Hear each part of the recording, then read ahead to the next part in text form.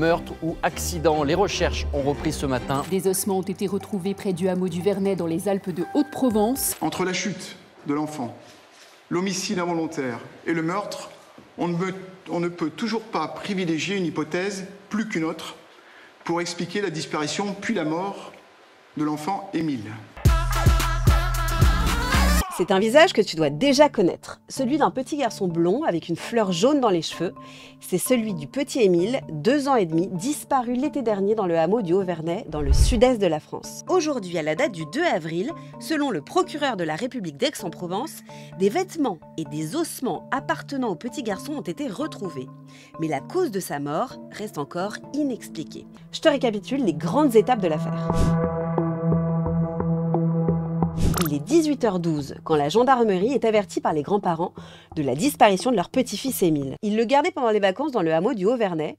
Le Haut-Vernay, c'est un tout petit village de 25 habitants, donc en gros, tout le monde se connaît. Ses parents habitant dans les Bouches-du-Rhône sont absents ce jour-là. Et l'enfant aurait été aperçu pour la dernière fois par des voisins à 17h15, seul dans une ruelle. De grandes recherches débutent dès le lendemain. Un appel à témoins est lancé, cette photo est diffusée partout. Il y a aussi une battue, c'est quand on part explorer en détail un territoire pour retrouver quelqu'un. Le hameau est totalement bloqué et toutes les maisons sont fouillées. Un lac du Vernet est aussi inspecté. La veille du 3e anniversaire d'Émile, ses parents lancent un appel de détresse dans le magazine Famille chrétienne. Les parents d'Émile sont de fervents catholiques. Dites-nous où est Émile. Par pitié. S'il est vivant, ne nous laissez pas vivre sans lui. On s'intéresse de plus près au grand-père, car son passé refait surface. Il s'agit du grand-père maternel d'Émile, Philippe, 58 ans. Le journal Le Canard enchaîné révèle qu'il est témoin dans une enquête sur des violences et agressions sexuelles présumées au sein d'un établissement scolaire religieux dans le Nord-Pas-de-Calais, et ces faits se seraient déroulés dans les années 90. Il espère que les enquêteurs ne perdront pas trop de temps sur lui. On a l'habitude de ces logorées immondes. Ne vous inquiétez pas pour nous. Vous savez, pour nous, l'essentiel, c'est mon petit-fils. Le 28 mars 2024, donc 2 jours avant la découverte des os d'Émile, il y a une grande mise en situation.